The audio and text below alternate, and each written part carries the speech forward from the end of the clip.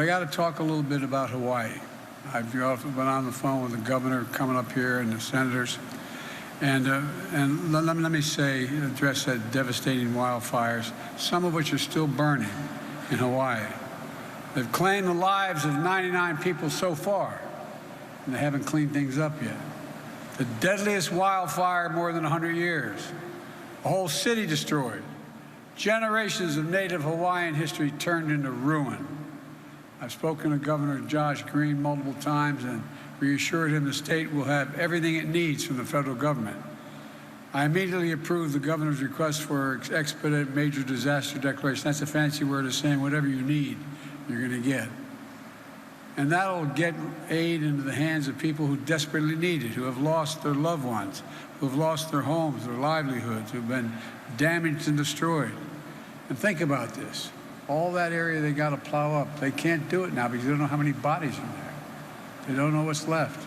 Imagine being a mom or dad, wondering where your child is. Imagine being a husband or wife, a mother or father. It's really tough stuff. Almost 500 federal personnel have been deployed to Maui to help communities and survivors get back on their feet. FEMA, search and rescue teams are sifting through the ashes in that 5-mile area that you've seen on television has been burned. It's painstaking work. It takes time, and it's nerve-wracking. Most of the debris can't be removed until it's done. My wife Jill and I are going to travel to Hawaii as soon as we can. That's what I've been talking to the governor about. I don't want to get in the way. I've been to too many disaster areas, but I want to go and make sure we got everything they need. I want to be sure we don't disrupt the ongoing recovery efforts.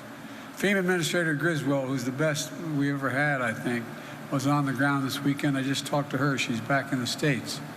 I have directed her to streamline the process as quickly as possible to help register survivors for immediate federal assistance without delay.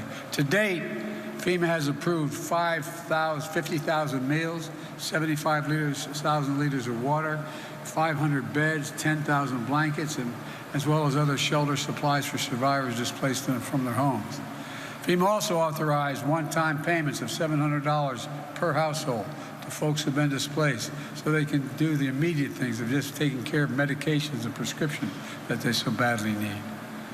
We're working with the state to make sure survivors that have lost their homes have a place to call home until we can rebuild. We're also surging federal personnel to the state to help the brave firefighters and first responders, many of whom lost their own homes, their properties, while they're out busting their neck to save other people. How many have been so impacted themselves, but they're still working around the clock to put the fires out, evacuate survivors to safety, and find the missing. I've ordered all available federal assets on the island to assist local crews, including the U.S. Coast Guard, the Navy 3rd Fleet, and the U.S. Army. In the immediate aftermath, the Coast Guard and Navy supported maritime searches and rescue operations. The Army helicopters help fire suppression and efforts on the Big Island because there's still some burning on the Big Island, not the one where you see on television all the time. FEMA has deployed more than 140 urban search and rescue personnel as well. And there's so many organizations to thank, like the American Red Cross, helping survivors, missing loved ones. Cell phone providers, making sure first responders can make and respond to emergency calls.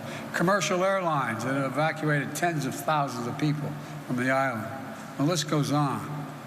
And the Small Business Administration has dozens of staff on the island and has begun making low-interest federal disaster loans available to Hawaii businesses, homeowners and renters, and nonprofits to help them begin to rebuild, just to get by for the immediate near term. We're going to coordinate and continue to coordinate relentlessly with the people on the ground and make sure the critical work continues. In the meantime, you always hear this phrase, and I've done it so many disasters in my career, it's almost hollow. Our prayers, our thoughts and prayers are with the people of Hawaii, but not just our prayers. Every asset they need, we'll be there for them. And we'll be there in Maui as long as it takes. As long as it takes, and I mean that sincerely. We're going to have more to report on this. Hi everyone, George Stephanopoulos here. Thanks for checking out the ABC News YouTube channel. If you'd like to get more videos, show highlights, and watch live event coverage, click on the right over here to subscribe to our channel, and don't forget to download the ABC News app for breaking news alerts. Thanks for watching.